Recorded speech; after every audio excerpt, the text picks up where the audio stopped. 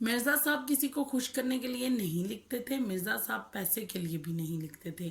پیسے کی تو انہوں نے کبھی پرواہ نہیں کی، بلکہ پیسے کے ذکر پر وہ چڑ جاتے تھے، ناراض ہو جاتے تھے اور انہیں منانا مشکل ہو جاتا تھا۔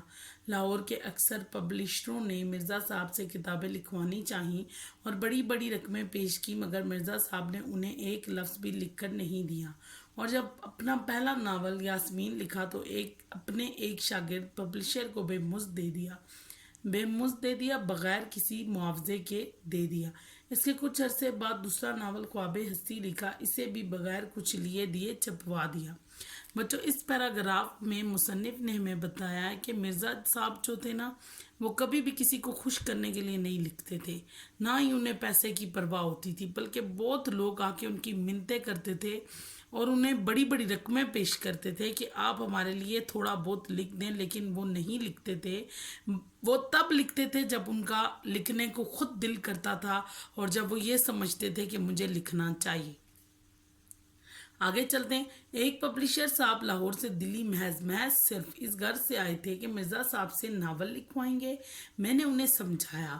ابھی مصنف بتا رہا ہے کہ ایک آدمی جو تھا وہ دلی صرف اس غرض سے آیا تھا کہ وہ مرزا صاحب سے ایک ناول لکھوائے گا، لیکن مصنف بتاتے ہیں میں نے اسے بہت سمجھایا کہ مرزا صاحب اس طرح کبھی بھی نہیں مانیں گے، مگر وہ بڑے بڑے مصنفوں کو خرید چکے تھے، نہ مانے، بولے ہم انہیں ایک ناول کا 1000 روپیہ دیں گے تو وہ کیوں نہیں لکھیں گے۔ یہ وہ زمانہ تھا کہ 200-250 روپے میں اچھا خاصا عمدہ معیاری ناول پبلشر کو مل جاتا تھا۔ چنانچہ مجھے اپنے ساتھ لے کر مرزا صاحب کی خدمت میں حاضر ہوئے۔ میں نے تعارف کروایا۔ مرزا صاحب کا ماتھا ٹنگا، انہیں اندازہ ہو گیا کہ یہ بندہ کس لیے یہاں پر آیا۔ پبلشر صاحب نے چھوٹتے ہی، یعنی کہ ابھی ان کی ملاقات ہوئی تو اس نے فوراً یہ ذکر کر دیا، یعنی کہ ناول لکھنے کی فرمائش کی۔ مرزا صاحب بڑے ٹھنڈے مزاج کے آدمی تھے، بولے آپ میرے ناول کے 5000 دے دیں گے، 10,000 دے دیں گے، مجھے یہ منظور نہیں ہے کہ جو کام کر رہا ہوں اسے چھوڑ کر آپ کے لیے ناول لکھوں۔ 5-10 ہزار کی بات سن کر پبلشر صاحب کی سٹی گم ہو گئی، بولنے کی ہمت ہی نہ رہی اور 2-4 منٹ پہلو بدل کر رخصت چاہی۔ 2-4 منٹ کے بعد جو تھا وہ کہنے لگا کہ مجھے اجازت دیں جانے کی۔ مرزا صاحب اس زمانے میں اپنی مارکۃ الآراء کتاب شاندار کتاب مذہب اور باطنیت لکھ رہے تھے، جسے مکمل ہونے کے بعد ان کے دوست پروفیسر تاجور نجیب آبادی ان سے لے گئے اور لاہور سے وہ کتاب شائع ہوئی۔ مرزا صاحب کا صرف یہی ایک علمی کارنامہ ہے، مگر ایسا کارنامہ کہ اردو کی اگر 100 عمدہ کتابیں چھانٹی جائیں تو ان میں مذہب و باطنیت کو ضرور شریک کرنا پڑے گا۔ شاعر کرتے ہیں مرزا محمد سعید جو تھے وہ بہت کم لکھا کرتے تھے، لیکن جو انہوں نے لکھا وہ اتنا عمدہ لکھا کہ ان کا اردو کی عمدہ 100 کتابوں میں ان کی اس کتاب کا نام ہے۔ مرزا صاحب دلی کے شرفا شریف لوگ کے ایک متمول خاندان مالدار خاندان کے چشم و چراغ تھے۔ تراہا بیرم وہ مقام جہاں 3 راستے آ کر ملے، سے آگے بڑھ کر ایک راستہ سیدھے ہاتھ کو مڑ جاتا ہے۔ اسی کے نکڑ پر کونے پر مرزا صاحب کا آبائی مکان تھا۔ اس علاقے میں سر سید احمد خان کا قدیم مکان بھی تھا۔ اب یہ سر سید احمد خان کے بارے میں تو بچوں آپ جانتے ہیں کہ سر سید احمد خان مسلمانوں میں جدید تعلیم کے فروغ کے علم بردار تھے۔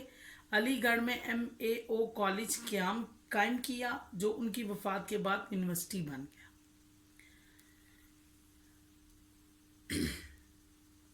سر سید سے بھی مرزا صاحب کی عزیز داری تھی اور منشی ذکا اللہ سے بھی ان کی قرابت داری تھی۔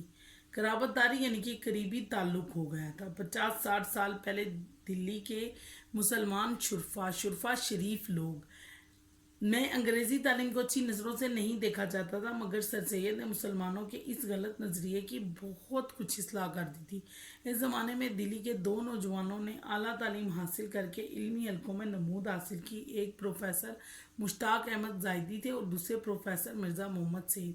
یعنی کہ وہ کہہ رہے ہیں کہ اس دور میں پڑھائی کو اتنی اہمیت نہیں دی جاتی تھی اور نہ لوگ پڑھائی کی طرف زیادہ جاتے تھے، لیکن جو تھے اس وقت کے لوگوں میں 2 لوگ ایسے تھے جنہوں نے علمی حلقوں میں اپنا نام کمایا۔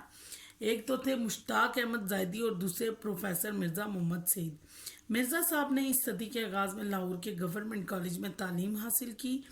ان کے استادوں میں علامہ اقبال بھی تھے، جن سے ان کے مخلصانہ تعلقات آخری دم تک قائم رہے۔ مخلصانہ تعلقات، محبت بھرا رشتہ۔ انگریزی ادبیات میں ایم اے کی سند لینے کے بعد مرزا صاحب نے ڈگری لینے کے بعد مرزا صاحب نے 1906-07 میں 2 سال علی گڑھ میں پڑھایا اور اس کے بعد گورنمنٹ کالج لاہور ہی میں انگریزی کے پروفیسر ہو گئے۔ پنجاب کے بیشتر اعلیٰ عہدیدار مرزا صاحب کے شاگرد تھے۔ پطرس اور تاج نے بھی مرزا صاحب سے اکتساب علم کیا، علم حاصل کیا۔ بعد میں پطرس خود انگریزی کے پروفیسر ہو گئے تھے، مگر اپنی غیر معمولی قابلیت و ذہانت کے باوجود مرزا صاحب کی علمیت بہت زیادہ علم رکھنے کے آگے اپنے آپ کو ہیج سمجھتے تھے، کمتر سمجھتے تھے۔ پطرس کون تھے؟ پطرس بخاری اردو کے معروف اور بلند پایہ مزاح نگار تھے، انگریزی ادبیات کے استاد، یعنی کہ وہ انگریزی ادبیات کے استاد تھے اور اردو کے معروف اور بلند پایہ مزاح نگار، یعنی کہ وہ مزاح نگار، مزاح بیان کرتے تھے۔ ان کے سبق کے اندر، ان کے لکھے کے سبقوں کے اندر مزاح ہوتا تھا، لیکن وہ اتنے علم رکھنے کے باوجود بھی مرزا محمد سعید کے آگے خود کو بہت کم تر سمجھا کرتے تھے۔ میں نے بارہا پطرس کو مرزا صاحب کی خدمت میں حاضر ہوتے دیکھا ہے۔ پطرس کو میں نے کسی اور کا اتنا ادب و احترام کرتے نہیں دیکھا، یہاں تک کہ وازرائے ہند کا بھی۔ یعنی کہ مصنف اس میں بتا رہے ہیں کہ پطرس بخاری جو خود ایک بہت نامور، بہت بلند پایا مزاح نگار تھے، وہ بھی مرزا صاحب کی اتنی عزت کرتے تھے کہ وہ خود کو ان کے آگے کم تر سمجھتے تھے۔ اور میں نے آج تک پطرس کو، مصنف بتا رہے ہیں کہ میں نے آج تک پطرس کو کبھی بھی کسی کی اتنی عزت کرتے ہوئے نہیں دیکھا، حتیٰ کہ واسرائے ہند کی بھی۔